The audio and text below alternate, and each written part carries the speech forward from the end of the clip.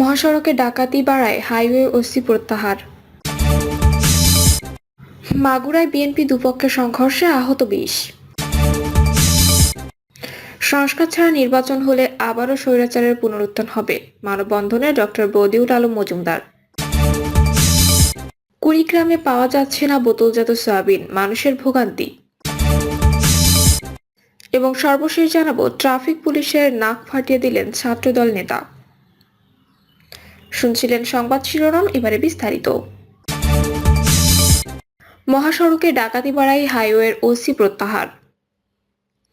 ঢাকা চট্টগ্রাম মহাসড়কে কুমিল্লা ১৪গ্রাম অংশে অব্যাহত ডাকাতির ঘটনায় মিয়াবাজার হাইওয়ে থানার ভারপ্রাপ্ত কর্মকর্তা মোহাম্মদ জসিম উদ্দিনকে প্রত্যাহার করা হয়েছে। পুলিশ জানায়, মহাসড়কে ১৪গ্রাম অংশে গত ৪৮ ঘন্টায় ২টি ডাকাতি সহ ২ মাসে ৪টি ডাকাতির ঘটনা ঘটে। এর মধ্যে গত ১৫ই জানুয়ারি মহাসড়কের উপজেলায় মিরসানি এলাকায় ৩০০ বস্তা চাল ভর্তি ট্রাক পুলিশ পরিচয়ে লুট হয়। ৮ই ফেব্রুয়ারি মহাসড়কের পাশে অবস্থিত মিয়াবাজার মসজিদ মার্কেটে প্রীতি জুয়েলার্স নামে একটি সোনার দোকানে ডাকাতির ঘটনা ঘটে। এ সময় ডাকাত দল গুলিবর্ষণ ও হাত বোমার বিস্ফোরণ ঘটায়। লুট হয় ৩৫ ভরি সোনা।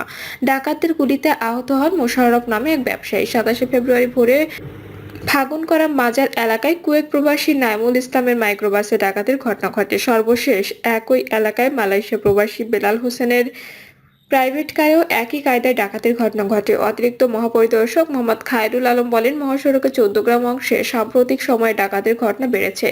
দায়িত্বে অবহেলার কারণে ওসি জসিম উদ্দিনকে প্রত্যাহার করা হয়েছে। মাগুরায় বিএনপি দুপক্ষের সংঘর্ষে আহত ২০। মাগুরা সদর উপজেলার আলোকদিয়া বাজারে বগিয়া ইউনিয়ন বিএনপি সদস্য ফর্ম সংগ্রহ অনুষ্ঠানে দুই পক্ষের সংঘর্ষে ২০ জন আহত হয়েছেন। আহতদের মধ্যে ৯ জনকে মাগুরা হাসপাতালে ভর্তি করা হয়েছে। আনিসুর রহমানের সমর্থক শামীম আহমেদের অভিযোগ করেন, বগিয়া ইউনিয়ন বিএনপি দুই গ্রুপের মধ্যে আগে থেকে বিরোধ চলছিল। এর মাঝে ইউনিয়নের দলের সদস্য সংগ্রহের জন্য ৯ জনের একটি সার্চ কমিটি দেওয়া হয়। সার্চ কমিটির সিদ্ধান্ত অনুযায়ী ৯টি ওয়ার্ডে বিএনপি সমর্থকদের ডেকে ফর্ম বিতরণ শুরু হয়। তিনি বলেন, অনুষ্ঠানের শুরুর দিকে সব ঠিক থাকলেও পরে আনিস চেয়ারম্যান ও নিজাম চেয়ারম্যানের গ্রুপের সমর্থকদের মধ্যে সংঘর্ষ শুরু হয়। নিজামুদ্দিনের সমর্থক আল মামুন অভিযোগ করেন, বিকেলে আলোকদিয়া বাজারে স্থানীয় বিএনপির সদস্য ফর্ম সংগ্রহ ও বিতরণ চলছিল। এ সময় জেলা বিএনপির বেশ কয়েকজন নেতাকর্মী উপস্থিত ছিলেন। প্রথম দিকে অনুষ্ঠান সুষ্ঠুভাবে শুরু হলেও শেষের দিকে দুই পক্ষের মধ্যে হট্টগোল শুরু হয়। এ সময় উভয় পক্ষের সংঘর্ষে জড়িয়ে পড়েন। তিনি আরও বলেন, বিএনপির কমিটির মধ্যে স্থানীয় আওয়ামী লীগের সমর্থককে সদস্য ফর্ম প্রদান করা হয়, যা থেকে কথা কাটাকাটির এক পর্যায়ে সংঘর্ষের রূপ নেয়। সংস্কার ছাড়া নির্বাচন হলে আবারও স্বৈরাচারের পুনরুত্থান হবে, মানববন্ধনে ডক্টর বদিউল আলম মজুমদার।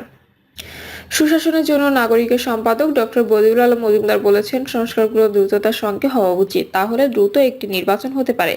সংস্কার ছাড়া নির্বাচন হলে আবারও স্বৈরাচারের পুনরুত্থান হবে। ডক্টর বদিউল আলম মজুমদার বলেন, ছাত্র জনতার আন্দোলনে কিন্তু শুধু শেখ হাসিনাকে ক্ষমতাচ্যুত করার উদ্দেশ্য নয়, এটা ছিল স্বৈরাচারী ব্যবস্থার বিতরণ ও স্বৈরাচারী পদ্ধতি, প্রক্রিয়া, প্রতিষ্ঠানগুলোর পরিবর্তন। স্বৈরাচারী পদ্ধতি শেখ হাসিনাকে দানবে পরিণত করেছিল। তিনি আরো বলেন, শেখ হাসিনা আকাশ থেকে আবির্ভূত হননি, একটি পদ্ধতির মধ্য দিয়ে তিনি তা হয়েছেন।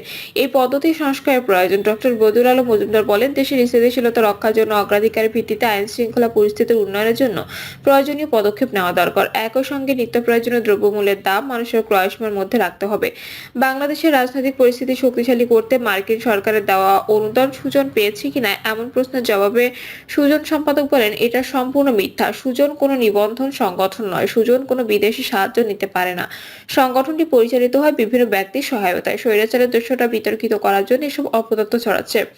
সুজনের অন্যতম দাবিগুলো হচ্ছে, অবিলম্বে আইন শৃঙ্খলা পরিস্থিতি নিয়ন্ত্রণে আনা, সারা দেশে সৃষ্ট অরাজকতা দ্রুত নিয়ন্ত্রণ, অপরাধ দমনে জিরো টলারেন্স নীতি গ্রহণ, দল মত নির্বিশেষে অপরাধীদের গ্রেপ্তার করে বিচারের আওতায় আনা, অবিলম্বে মব কালচার বন্ধ করা, ফ্যাসিবাদ দমন, ফ্যাসিবাদী আচরণ পরিহার করা, সব ধরনের রাজনৈতিক সহিংসতা বন্ধ করা, সংস্কারের লক্ষ্যে জাতীয় ঐক্যমত্য সৃষ্টি, রাজনৈতিক দলগুলোর সম্মিলিত অঙ্গীকার নিশ্চিত করা, দ্রুত সংস্কার ও নির্বাচনের রোডম্যাপ ঘোষণা করা, অন্তর্বর্তী সরকারের পক্ষ থেকে কোনো রাজনৈতিক দলের প্রতি পক্ষপাতমূলক আচরণ না করা এবং জনপ্রশাসন ও আইন শৃঙ্খলা বাহিনী দলীয়করণ মুক্ত। কুড়িগ্রামে পাওয়া যাচ্ছে না বোতলজাত সয়াবিন, মানুষের ভোগান্তি। কুড়িগ্রামের কোনো দোকানে মিলছে না বোতলজাত সয়াবিন তেল, ফলে অত্যাবশ্যকীয় এই ভোগ্যপণ্যের ভোগান্তি নিয়ে শুরু হলো ভোক্তাদের পবিত্র মাহে রমজানের যাত্রা। স্থানীয় ব্যবসায়ীরা বলছেন, কোম্পানির বিক্রয় প্রতিনিধি সহ সংশ্লিষ্ট পরিবেশকদের কাছে তেল চেয়েও পাওয়া যাচ্ছে না। কোনো কোম্পানি বোতলজাত সয়াবিন সরবরাহ করছে না। শহরের একাধিক বাজারে পাইকারি ও খুচরা বিক্রেতাদের দোকান ঘুরে বোতলজাত সয়াবিন পাওয়া যায়নি। গ্রাহকরা বাধ্য হয়ে খোলা তেল কিনে চাহিদা মেটানোর চেষ্টা করছেন। প্রতি লিটার খোলা তেল বিক্রি হচ্ছে 180 টাকায়। তবে খোলা তেলের অতৃপ্তি নিয়ে ঘরে ফিরছেন ক্রেতারা। বিক্রেতারা জানান, তারা বারবার তাগিদ দিয়েও ডিলারদের কাছে বোতলজাত সয়াবিন সরবরাহ পাচ্ছেন না। ক্রেতারা আসলে তাদের খোলা তেল সরবরাহ করতে হচ্ছে। প্রথমে আপত্তি করলেও কয়েক দোকান ঘুরে শেষে খোলা তেল কিনে বাড়ি ফিরছেন ক্রেতারা। কুড়িগ্রাম শহরের জিয়া বাজারের আমির অ্যান্ড সন্স দোকানের ব্যবসায়ী নওফেল বলেন, কোম্পানিগুলো বোতলজাত সয়াবিন সরবরাহ করছে না। গ্রাহকরা বারবার বোতলজাত সয়াবিন দাবি করলেও আমরা দিতে পারছি না। বাধ্য হয়ে খোলা তেল নিচ্ছেন তারা। এমনকি আমরা নিজেরাও খোলা তেলে রান্না করে খাচ্ছি। কোম্পানিগুলো বোতলজাত তেল দিতে নানা শর্ত জুড়ে দিচ্ছে। উল্লেখ করে এই ব্যবসায়ী আরো বলেন, 1 কার্টুন তেল দিতে 1 বস্তা প্যাকেট চাল, আটা কিংবা সরিষার তেল নেওয়ার শর্ত জুড়ে দিচ্ছেন কোম্পানির প্রতিনিধিরা। এভাবে ব্যবসা করা অসম্ভব। শহরের বেশ কয়েকটি দোকান ঘুরে এই ব্যবসায়ীর কথা সত্যতা পাওয়া যায়। কোনো দোকানে বোতলজাত সয়াবিন মেলেনি। 2-1টি দোকানে ভেজিটেবল অয়েলের বোতল পাওয়া গেলেও তার সংখ্যা সীমিত। ব্যবসায়ীদের অভিযোগ, তীর, রূপচাঁদা ফ্রেশ এবং পুষ্টি কোম্পানির বিক্রয় প্রতিনিধিরা বোতলজাত তেলের সঙ্গে চাল, আটা ও সরিষার তেল নেওয়ার শর্তে বোতলজাত সয়াবিন সরবরাহ করতে চাচ্ছেন। রাজি হলে 2 কার্টুনের বেশি তেল দিতে চাইছেন না তারা। ফলে গ্রাহকরা বোতলজাত সয়াবিন পাচ্ছেন না। শহরের মুদি দোকানি আজগর আলী বলেন, অন্য পণ্য নেওয়ার শর্ত ছাড়া বোতলজাত সয়াবিন মিলছে না। কোম্পানিগুলো শর্তের জালে দোকানদারকে জিম্মি করছে। ডিলারদের ফোন দিলে বলছে তেল নেই। একই কথা বলেছেন আরেক মুদি দোকানি মানিক ঘোষ। তিনি বলেন, 2 দিন আগে রূপচাঁদা কোম্পানি এসআর এসে 1 কার্টুন তেলের সঙ্গে 1 বস্তা প্যাকেট চাল দেওয়ার শর্ত দিয়ে গেছে। নিতে পারি নাই। বোতলজাত সয়াবিন না থাকলেও খোলা সয়াবিন সরবরাহ স্বাভাবিক আছে। মানিক ঘোষের দোকানে দেখা মেলে জুয়েল নামে এক গ্রাহকের সঙ্গে। তিনি বলেন, বোতলের সয়াবিন কিনতে আসছি, কোথাও পাচ্ছি না, বাধ্য হয়ে খোলা তেল কিনলাম।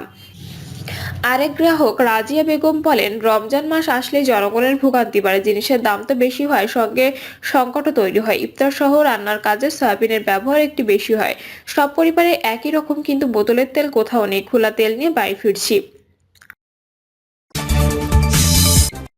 ট্রাফিক পুলিশের নাক ফাটিয়ে দিলেন ছাত্রদল নেতা। যশোর শহরে কর্তব্যরত এক ট্রাফিক পুলিশ সদস্যকে ঘুষি মেরে নাক ফাটিয়ে দেওয়ার অভিযোগ উঠেছে ছাত্রদল নেতার বিরুদ্ধে। পরবর্তীতে অভিযুক্ত ছাত্রদল নেতা শাওন ইসলাম সবুজকে আটক করেছে পুলিশ। আটক শাওন ইসলাম যশোর সরকারি সিটি কলেজ ছাত্রদলের সাধারণ সম্পাদক ও শহরের ঘোপ সেন্ট্রাল রোড এলাকার বাসিন্দা। তার পিতার নাম শাহিন। জেলা ট্রাফিক ইন্সপেক্টর মাহফুজুর রহমান বলেন, শনিবার সন্ধ্যার দিকে ট্রাফিক পুলিশ সদস্য এম শরীফুল ইসলাম শহরের জেল রোডে ল্যাব এইড হসপিটালের সামনে ডিউটি করছিলেন। সেখানে রাস্তার উপর মোটরসাইকেল নিয়ে দাঁড়িয়েছিলেন ছাত্রদল নেতা শাওন ইসলাম।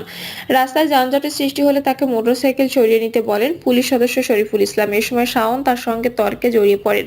দুজনে তর্কাতর্কির এক পর্যায়ে শাওন ঘুষি মেরে ট্রাফিক সদস্য শরীফুলের নাক ফাটিয়ে দেন। এই সময় পথচারীরা জড়ো হয়ে তাকে রক্ষা করেন। খবর পেয়ে ট্রাফিক পুলিশ অফিস থেকে কয়েকজন সদস্য ঘটনাস্থলে গিয়ে শাওনকে আটক করে এবং তাকে কোতোয়ালি থানায় সোপর্দ করা হয়। যশোর কোতোয়ালি থানার ভারপ্রাপ্ত কর্মকর্তা কাজী বাবুল হোসেন জানান, পুলিশ সদস্যকে আহত করায় শাওন নামের একজনকে আটক করা হয়েছে। তার বিরুদ্ধে সরকারি কাজে বাধা ও মারধরের অভিযোগ মামলা করা হয়েছে।